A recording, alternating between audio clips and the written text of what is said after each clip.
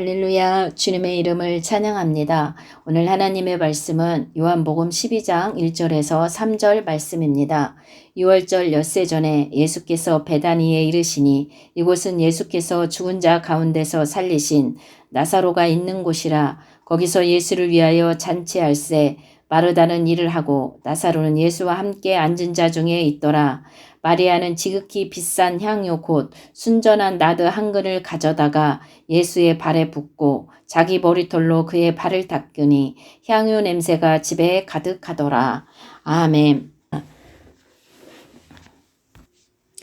제가 서울에 있는 어느 교회에서 사역할 때 있는데 그 교회는 추수감사절에 감사 헌금을 드리는데 사례비 한 달 전부를 모두 추수감사헌금으로 의무적으로 드려야 했습니다.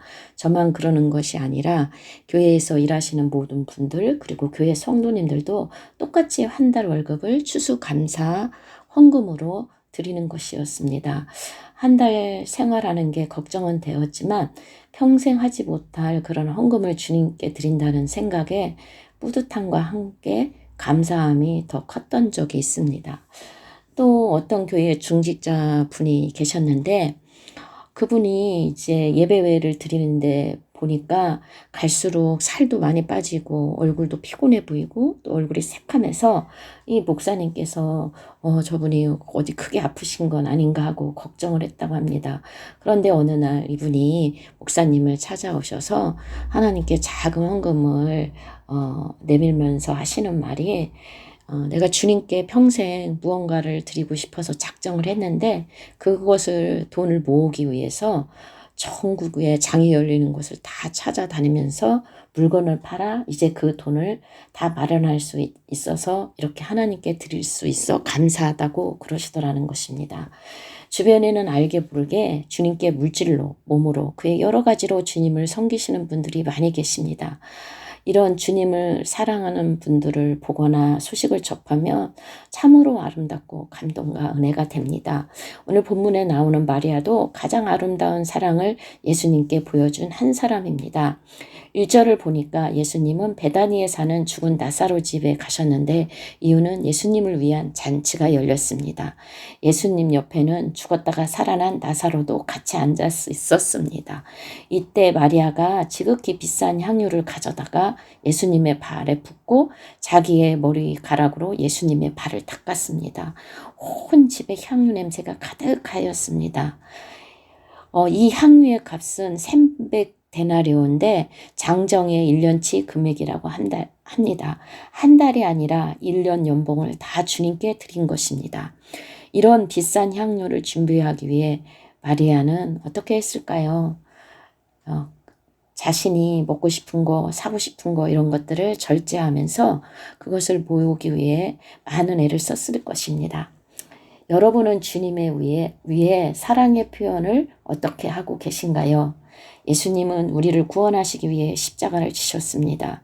우리 죄를 깨끗하게 하기 위해서 조롱과 멸시를 당하시고 버림받으시고 살이 찢기시는 고통을 당하시면서 물과 피를 다 흘리시고 십자가의 고통을 견디셨습니다. 사순절을 맞이하여서 예수님의 고난을 기억하며 경건의 시간들을 보내고 계실 것입니다. 우리도 이런 주님을 위해 마리아처럼 최고의 것을 주님께 드리는 자가 되어야 되겠습니다. 마리아와 같이 예수님께 사랑을 표현하는데 최고의 멋지고 아름다운 사랑을 보여주는 자가 되시기를 바랍니다. 또 마리아는 무릎을 꿇고 자신의 머리카락으로 예수님의 발을 닦습니다. 눈물을 흘리면서 닦습니다. 어떤 마음을 가지고 마리아는 이런 행동을 했을까요? 마리아는 정말 겸손한 자세를 가지고 예수님을 사랑하고 섬기고 있습니다. 마리아는 자기가 가지고 있는 최고의 것을 주님께 드리면서도 겸손했습니다. 저와 여러분도 마리아와 같은 겸손을 배워야 되겠습니다. 정말 저희들은 무익한 종이고 아무것도 할 수 없는 죄인들입니다. 예수님이 도와주시지 않고 함께 하시지 않으면 정말 죄의 종이 되어 살 수밖에 없는 그러한 자입니다.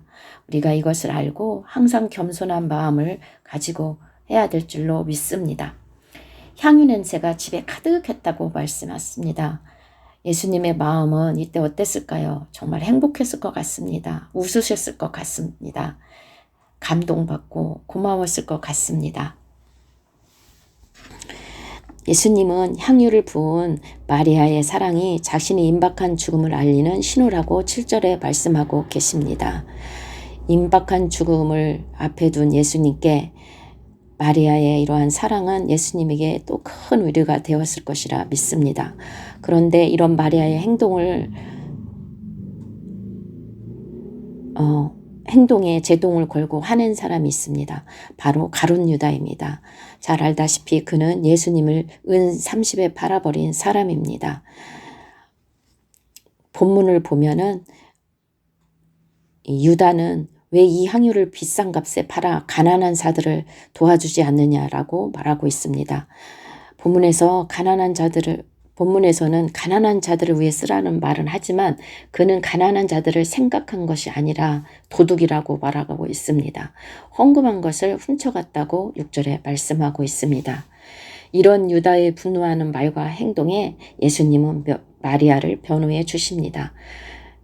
7절을 보면 가만두어라. 내 몸에 향유를 부은 것은 나의 장례를 위한 것이고 가난한 자들은 너와 함께 있지만 나는 항상 함께 있지 않다. 그리고 마리아가 행한 일들을 복음이 전파되는 곳에 전하고 기억하라고 하십니다. 예수님의 변호를 받은 마리아는 힘이 났고 참 잘했다는 생각이 들었을 것 같습니다. 우리는 주님께 받은 사랑을 기억하고 사랑에 감사하는 자가 되어야 합니다. 입술로 예수님 사랑합니다. 우리가 가지고 있는 최고의 것으로 그 사랑을 표현해야 될 줄로 믿습니다. 우리 예수님을 위해 무엇을 드려야 할지 고민해 봅시다. 사랑하는 사람을 위해 이벤트를 하듯이 최고의 선물을 주님께 드리는 또 다른 마리아가 되어 봅시다. 사랑과 은혜가 풍성하신 하나님 아버지, 사랑하시는 아들을 저희에게 보내주셔서 구원받게 하시니 감사를 드립니다. 오늘도 말씀을 주셔서 감사드리고 말씀의 아무른으로 받습니다. 말씀에 순종하는 삶을 살겠습니다. 마리아는 예수님께 자신이 가지고 있는 최고의 향유를 주님께 드렸습니다. 저희도 마리아와 같이 예수님을 뜨겁게 사랑하여 최고의 향유를 주님께 드릴 수 있는 믿음과 사랑을 허락하여 주시옵소서. 그리고 겸손한 자가 되게 하여 주시옵소서. 그리하여 주님을 기쁘게 해드리는 자로 살게 하여 주옵소서. 예수 그리스도의 이름으로 기도합니다. 아멘.